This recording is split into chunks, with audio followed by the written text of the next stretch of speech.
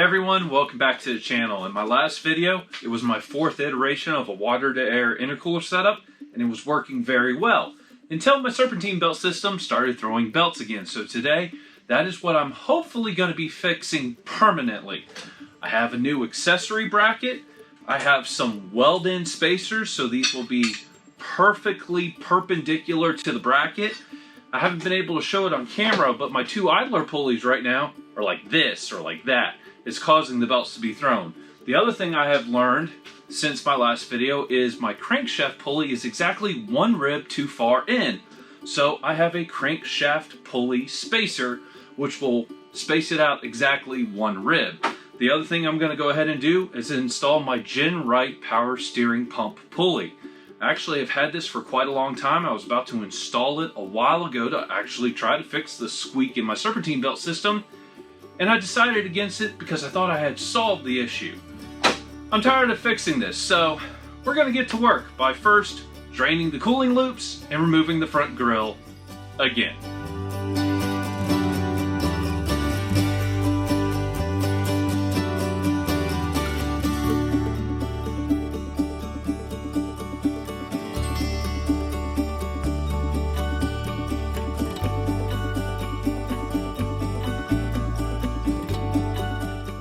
Alright, I have the entire front end of my Wrangler off. Again, quite frankly, I'm getting impressed with how quick I can take this off. I've been doing this way too much. So, now that we have kind of the main components off, I actually need to remove the alternator. And when I say remove, I'm physically going to just remove the alternator. I'm going to unhook it. I probably should actually unhook the battery. I'm trying to decide, actually, before I do that, I need to remove the power steering pump pulley first, because right now is going to be the easiest time to get it. I also need to figure out how I'm going to get my crankshaft pulley off, because that's going to be a little bit interesting. I don't even remember where I put the socket for that, and I remember I had to adapt it down like crazy to something I could use. So yeah, I've got my work cut out for me.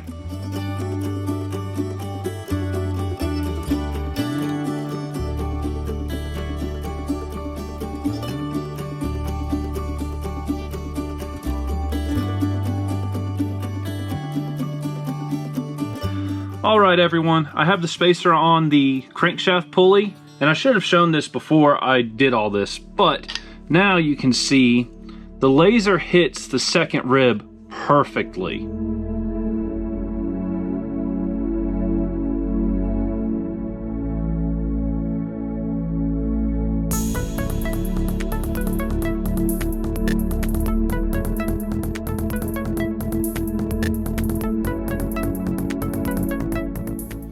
Alright, we have the crankshaft pulley spaced out one rib. I've used the laser tool to verify it hits the second rib on the water pump, the alternator, and the power steering pump. We have replaced the power steering pump pulley. Getting the old pulley off was the biggest pain in the butt. It took way longer than expected, but we finally got it off. And I say we because Ronnie was here helping me. He had to do some car work real quick and help me do it. Huge shout out. Thank you, Ronnie. And now I have my new Gen Right aluminum pulley on it, and this thing went on so easily. And I don't know if you could see it in the video, but we had the laser alignment tool on here shining here, so I could tighten it, check it, tighten it, check it. And I have verified that this pulley hits the second rib on all the other pulleys. So I have verified it three ways that this entire system is now aligned.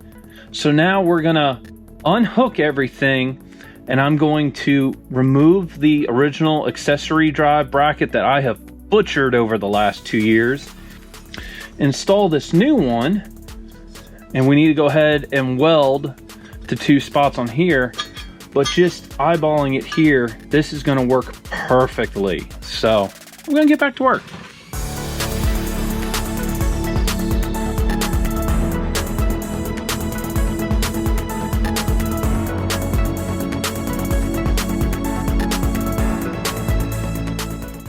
This is why you want to test fit everything. I think this is going to work. I'm trying to use these pulleys right here. And I really want to use them because these are machined steel. They're not pressed steel, they're machined. They're very heavy, which I think is going to help with a lot of the vibrations and dampening and all the weird stuff that's going on with the Serpentine belt system. But because of their size, this one, when you put the power steering pump in place, is fairly close. And this one is fairly close to the water pulley up here. I can actually move this one here, which actually really helps with spacing. This one's a little more tricky. I'd almost want to move it. This one I'd almost want to put about right there, because then once I get this back into place, oh, that's what I'm hitting. That would give me plenty of room.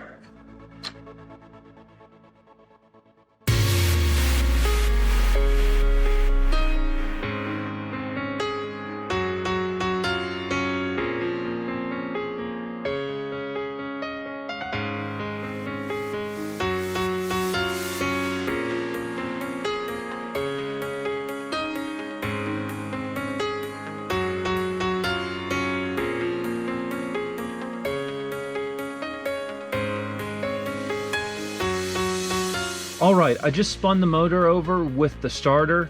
I have the fuel cutoff solenoid disabled, so it would not start. Lately, even with spinning this over with the starter, it would throw a belt, and this was perfect. I had no movement on my water pump pulley. Everything looked good. The only thing is I need to put a spacer behind this pulley. I just need it out a hair. It's really close right here to the edge of this idler pulley. So what I'm going to do now is take it all apart. I'm going to weld both of these spacer bushings, whatever you want to call them, paint it tonight, and we'll reinstall it tomorrow morning.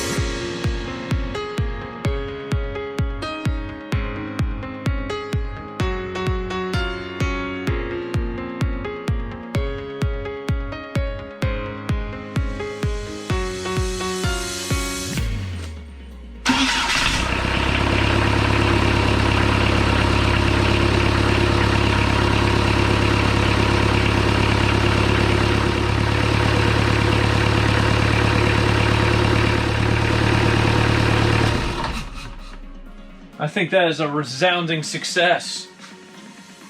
Finally. I need to put a spacer on this one. This one, the belt is right on the edge of my idler pulley, and I don't have one big enough. I need to go get one tomorrow, but it doesn't squeal, it doesn't move, it doesn't pop off. This is a success. So, I am now going to finish hooking this all back up and fill it with water.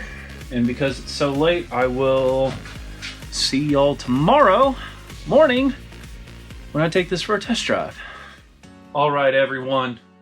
Woke up this morning, decided to take the Wrangler out to breakfast. I didn't have any of the cameras on, and honestly, it did fantastic.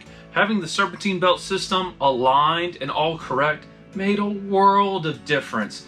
It was just quieter, it was more enjoyable. Quite frankly, it doesn't shake as bad inside as well. Like, just everything about it is better. And then once I got breakfast, I just started driving it, and I probably put about 50 or 60 miles on it this morning.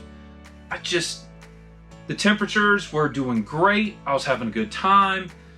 I came home, decided I was gonna check all the fluids and everything before I hooked up my GoPros.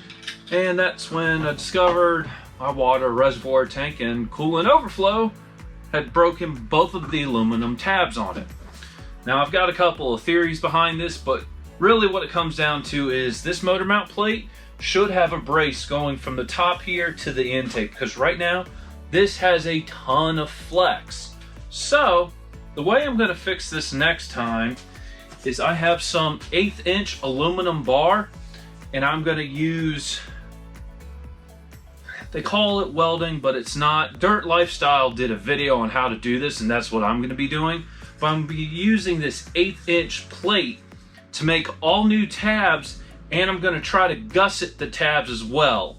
So it's going to be just as strong as it possibly can. So between the thicker aluminum and the brace going on the motor mount plate, from the top of this plate to the intake, to remove the shaking at the top of it, I think that will really fix the solution. So anyway, that's YouTube. You know what to do. Take out more than you bring, tread lightly, and I'll see you soon. Goodbye.